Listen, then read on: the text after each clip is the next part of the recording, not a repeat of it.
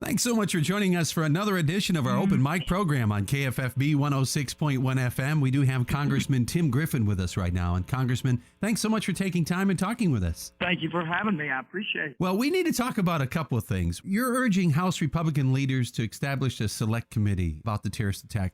Tell us about that. My colleague, Congressman Frank Wolf of Virginia, has a bill that would establish a select committee, basically formalize what some of the other committees have been doing in terms of looking into Benghazi. You know, the more we learn about Benghazi, the more this situation raises additional questions and stinks, to be frank with you. We need to hold folks accountable. We need to get all the facts. We need to find out precisely what happened. And, every time there's some additional news on this, more questions are raised. So I'd like to see a more formal, although, as I indicated, at least one or two of the House committees are looking into this, but I'd like to see it formalized and have the Speaker put his stamp of approval on a select committee so that we can truly get some answers here and elevate this discussion.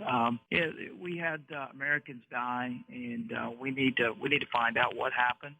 Not only to make sure it never happens again, but let's hold some people accountable if some things were done improperly. How do you feel that's going? Do you think that's going to happen? There are a lot of members of Congress in the House and the Republican side pushing for this. What will actually happen, whether we'll actually get a select committee, I don't know. There are a lot of people that want it, but we're not there yet. So we'll just have to wait and see. Now, it's been 51 days. We've been seeing this updated just about every day about Obama again invites health care reform ideas, but you still haven't had an answer from the letter that you sent. And you also say Obamacare hurts the most vulnerable workers. Talk about that for a moment. Well, a couple of things. First of all, the president back in December indicated that he'd love to hear from people who have their own healthcare ideas that might improve our healthcare system. Well, Republicans in the House have a number of ideas. And I understand that President Obama, as long as he's president, is not going to sign any of our bills to repeal Obamacare. Although I would be frank with you, there's no one person who's done more to repeal Obamacare than President Obama himself, because he's waived so many portions of it for political purposes.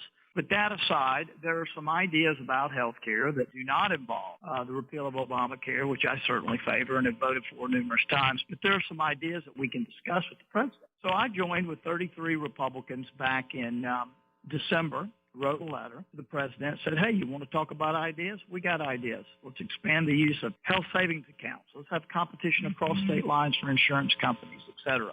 And there's a whole list of ideas that we can talk about. And now I think it's been 51 days since we sent that letter. Zero response from the White House.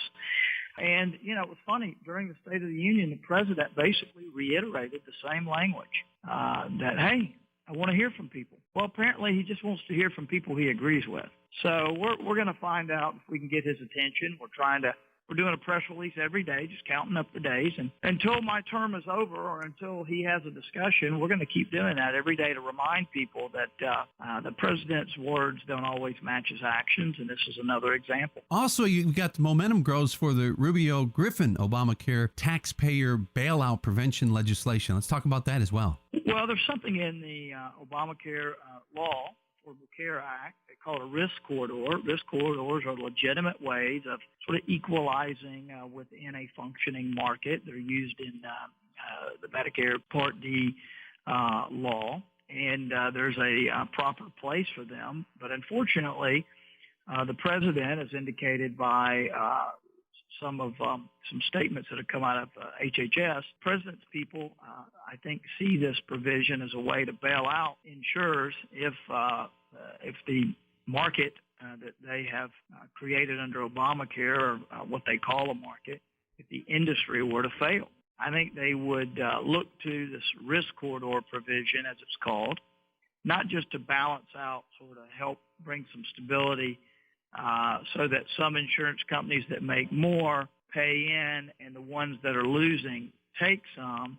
That's the intention. What the president, I think, would do if the industry hit rock bottom because of Obamacare is he'd use it to bail them out. And we're trying to stop that so that we don't have a system where we not only have banks that are too big to fail, but we have insurance companies too big to fail. And the American taxpayer, hardworking Americans, have to end up paying for a bailout. We're against that. We're trying to stop it, and that's what my bill is all about in the House. Marco Rubio has the accompanying bill in the Senate. So it's been getting a lot of attention nationally by a lot of different writers, and so we're going to keep pushing it and see what happens. We've been talking with 2nd Congressional Congressman Tim Griffin here on KFFB's Open Mic. Join us tomorrow for day number 2, and you can find this program for today at kffb.com. Just click on the Open